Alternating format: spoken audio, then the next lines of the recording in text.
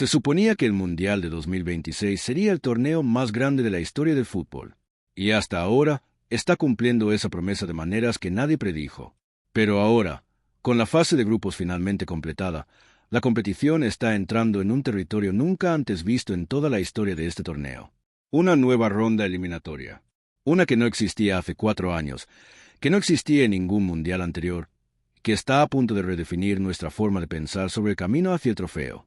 Entonces, ¿qué es exactamente la ronda de 16avos de final? ¿Por qué es tan importante y qué equipos ya tienen su pase? Analicemos todo.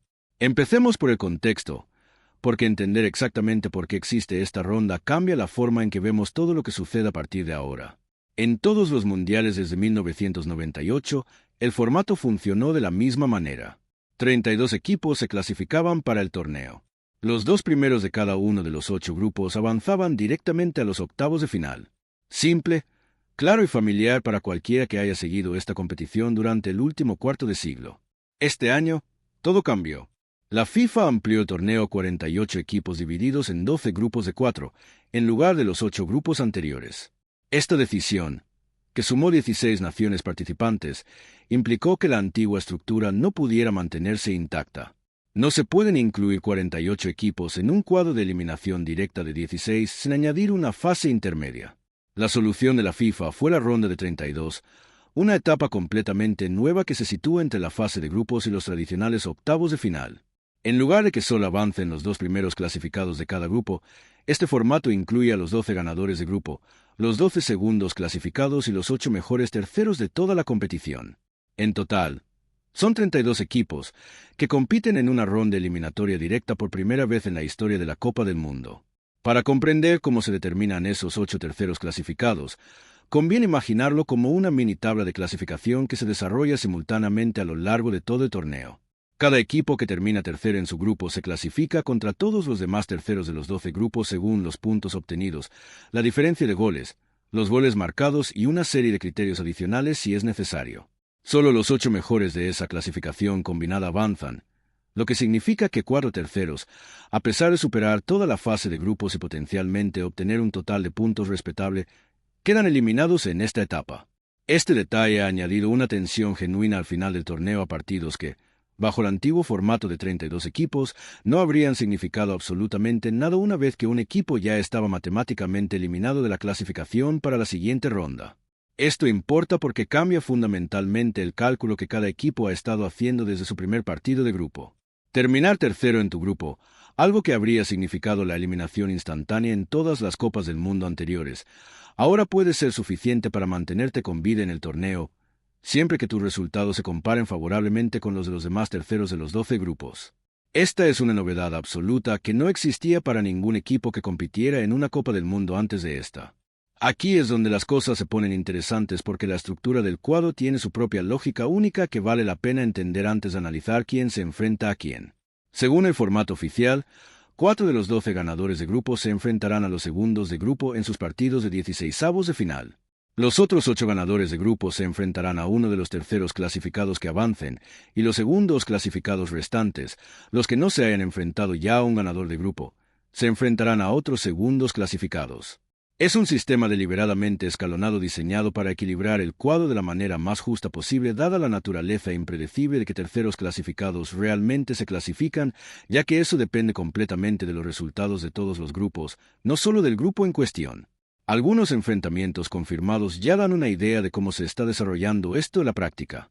Alemania se enfrentará al tercer clasificado de cualquiera de los grupos A, B, C, D o F. Un emparejamiento deliberadamente abierto que no se finalizará hasta que concluyan los últimos partidos de grupo. Estados Unidos, que ya se ha asegurado el primer puesto de su grupo, se enfrentará al segundo clasificado de cualquiera de los grupos B, E, F y o J. Brasil, por su parte, se enfrentará al segundo clasificado del grupo F. Estos emparejamientos entre grupos, en los que un equipo no conoce a su rival exacto hasta que suena el pitido final de los partidos que se juegan en otros lugares, son totalmente únicos en este formato ampliado y han añadido una capa de suspense incluso a los partidos de la fase final de grupos que parecen más intrascendentes. Los 16avos de final arrancan el domingo, 28 de junio con un único partido inaugural antes de pasar a un calendario más completo con 3 partidos por día hasta el viernes, 3 de julio. Canadá, coanfitriona del torneo, tiene el honor de jugar ese primer partido, enfrentándose a Sudáfrica en lo que se convierte en el histórico inicio de esta nueva etapa del fútbol mundialista. A partir de ahí, el calendario se extiende por estadios de todo Estados Unidos y sedes en México con partidos en ciudades como Los Ángeles, Houston, Foxborough, Arlington, Nueva Jersey, Atlanta, Seattle, San Francisco y tanto Guadalajara como Ciudad de México al sur de la frontera. Los equipos ya confirmados para esta ronda histórica incluyen algunos de los nombres más importantes del torneo. Los campeones defensores, Argentina, aseguraron su lugar cómodamente. Los tres coanfitriones, Estados Unidos, Canadá y México, han avanzado y Estados Unidos se convirtió en la segunda nación anfitriona en confirmar su lugar en la ronda eliminatoria, después de una sólida victoria sobre Australia en su segundo partido de grupo. Brasil, Alemania y una creciente lista de ganadores y subcampeones de grupo han completado el cuadro confirmado, mientras que el panorama de la clasificación para el tercer lugar aún se está definiendo al concluir los últimos partidos de grupo.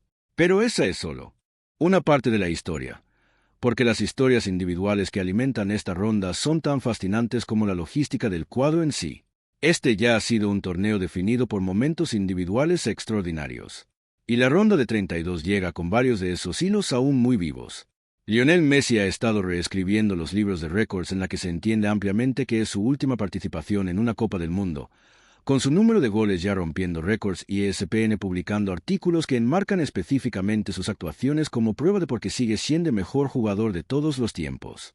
Al otro lado de la brecha generacional, el español Lamine Yamal marcó su primer gol en un mundial en lo que los periodistas describieron como un momento profundamente personal, dada su conexión con la ciudad donde ocurrió, convirtiéndose instantáneamente en una de las estrellas revelación de la fase de grupos del torneo. Más allá de Messi y Yamal, varias otras historias influyeron directamente en cómo se hablaba de los 16avos de final en los medios deportivos. El torneo de Mohamed Salah acaparó su propia atención, y un columnista destacado señaló que este mundial se parece cada vez más a un torneo para veteranos. Una observación acertada sobre cómo varias estrellas consagradas de la generación anterior han tenido dificultades para igualar el impacto de los jóvenes talentos emergentes del fútbol. Mientras tanto, la selección masculina de Estados Unidos se enfrenta a un verdadero dilema estratégico de cara a las rondas eliminatorias, con analistas debatiendo si el cuerpo técnico debería rotar la plantilla para gestionar el cansancio o mantener el impulso que los ha llevado a una impresionante fase de grupos como coanfitriones. También se ha hablado mucho sobre la tecnología del balón inteligente del torneo, ampliamente descrita como una auténtica herramienta de juego tanto para el arbitraje como para la retransmisión, junto con un recordatorio, en tono de broma pero totalmente real, de que alguien tiene que acordarse de cargarlo entre partidos. Esto importa porque los 16avos de final no son solo una curiosidad estructural. Es la fase donde estas historias individuales empiezan a chocar con las consecuencias de una eliminación directa por primera vez. Los partidos de grupo tienen mucha importancia, pero el formato de eliminación directa cambia la psicología por completo. Una mala noche y el último mundial de Lionel Messi termina al instante. Un momento de genialidad de Yamal, y España avanza hacia un torneo que cada vez parece más preparado para un cambio de guardia en la cima del deporte. Ahora bien, aquí es donde la comparación histórica se vuelve realmente útil. Porque para entender qué es diferente en este mundial, es necesario mirar hacia atrás a cómo los torneos anteriores manejaron momentos de expansión similares. Cuando la Copa del Mundo pasó de 24 a 32 equipos antes del torneo de 1998 en Francia, fueron necesarias varias incorporaciones antes de que los aficionados y los expertos dejaran de comparar instintivamente cada partido con el formato anterior, más pequeño y familiar. La expansión de 1998 eliminó por completo la antigua estructura de grupos de 3 e introdujo la ronda eliminatoria de 16 equipos que se hizo tan común en las siguientes 7 Copas del Mundo. Ese formato duró 28 años, el tiempo suficiente para que toda una generación de aficionados al fútbol solo conociera la Copa del Mundo como una competición de 32 equipos, que daba paso directamente a una ronda de 16. El salto de este año de 32 a 48 equipos es la mayor expansión en la historia del torneo, y la introducción de la ronda de 32 es la consecuencia estructural directa de esa decisión. El razonamiento declarado de la FIFA durante la preparación de este torneo se centró en el crecimiento del deporte en regiones con infraestructura futbolística en desarrollo, brindando a más naciones una oportunidad real de experimentar la competición de la Copa del Mundo y reflejando el crecimiento verdaderamente global del deporte desde el último gran cambio de formato. Que esta nueva ronda se convierta en un elemento permanente de los mundiales en el futuro, como sucedió con los octavos de final después de 1998, es algo que solo el tiempo y la acogida del torneo determinarán. Vale la pena recordar que cada expansión anterior de la Copa del Mundo enfrentó un escepticismo similar en sus inicios. Cuando la Copa del Mundo pasó de 16 a 24 equipos en 1982, los críticos temían que el mayor número de participantes diluyera la calidad general y produjera partidos de grupo desiguales y poco competitivos. Esos temores se disiparon en gran medida una vez que el fútbol en sí mismo tomó el protagonismo y varias de las naciones más pequeñas que se clasificaron bajo ese formato ampliado protagonizaron algunas de las historias de superación más memorables del torneo. El mismo patrón se repitió con la expansión de 1998 a 32 equipos. Hay argumentos razonables para pensar que el crecimiento de este año 48 equipos y la consiguiente ronda de 16avos de final seguirán una trayectoria similar, siempre que el fútbol que se exhiba siga justificando el escenario más grande. La cuestión más importante a considerar aquí es si una ronda eliminatoria adicional diluye el prestigio de avanzar o, por el contrario, aumenta la emoción. Algunos expertos argumentan que, con 32 equipos que ahora llegan a esta ronda, incluyendo varios terceros que necesitaron la ayuda de los resultados de grupos completamente diferentes para clasificarse, el logro de llegar a una sola ronda eliminatoria en la Copa del Mundo tiene menos peso individual que antes. Otros, en cambio, sostienen que el formato simplemente crea más partidos decisivos, más emoción en las eliminatorias y más oportunidades para que las naciones futbolísticas más pequeñas experimenten la presión de ganar o quedar eliminadas, una atmósfera que antes solo sentían los 16 equipos más grandes. Pensemos en la realidad por un momento, porque detrás de cada posición en el cuadro hay jugadores y aficionados que viven algo realmente nuevo en la historia del fútbol. Imagínense formar parte de un equipo tercero que terminó su grupo con resultados mixtos, sin saber durante días y otros partidos que se disputaban en continentes completamente diferentes determinarían su propio destino. Esa es la realidad que han vivido varios equipos estos últimos días. Ver marcadores de partidos en los que ni siquiera participan, sabiendo que su supervivencia en el Mundial depende de cálculos de diferencia de goles y resultados completamente fuera de su control. Es una tensión realmente inusual que simplemente no existía de esta forma en ningún mundial anterior. Para los aficionados, el formato ampliado ha significado más partidos, más historias y más oportunidades de ver a su nación competir en el escenario más importante, incluso equipos que tal vez nunca se habrían clasificado para un torneo de 32 equipos. La otra cara de la moneda es una competición más larga y extensa, con partidos que se prolongan hasta altas horas de la madrugada en algunas zonas horarias, dependiendo de la sede. Algo que tanto las cadenas de televisión como los aficionados han tenido que ajustar sus horarios a lo largo de este formato ampliado. Los aficionados que siguen a equipos que necesitaban el tercer puesto para clasificarse han descrito los últimos días de la fase de grupos como algunas de las experiencias más estresantes de sus vidas. Consultar los resultados de partidos en ciudades y zonas horarias completamente diferentes solo para saber si su propio equipo continúa en el torneo. Es una dimensión realmente positiva que vale la pena reconocer aquí. Las naciones futbolísticas más pequeñas, que históricamente habrían necesitado terminar entre los dos primeros de su grupo, ahora tienen una vía adicional para acceder a la fase eliminatoria siempre que rindan lo suficientemente bien en comparación con los demás terceros clasificados. Esto ya ha cambiado la forma en que algunas de estas naciones afrontaron sus últimos partidos de grupo, con ciertos equipos jugando con libertad, con intención ofensiva en su último encuentro precisamente porque entendían que un empate o incluso ciertas derrotas aún podrían ser suficientes para avanzar por la vía del tercer puesto. Ha añadido una capa de matices tácticos a las etapas finales de la fase de grupos que simplemente no existía con el formato anterior. Entonces, ¿qué significa esto para el torneo de cara al resto de la fase eliminatoria?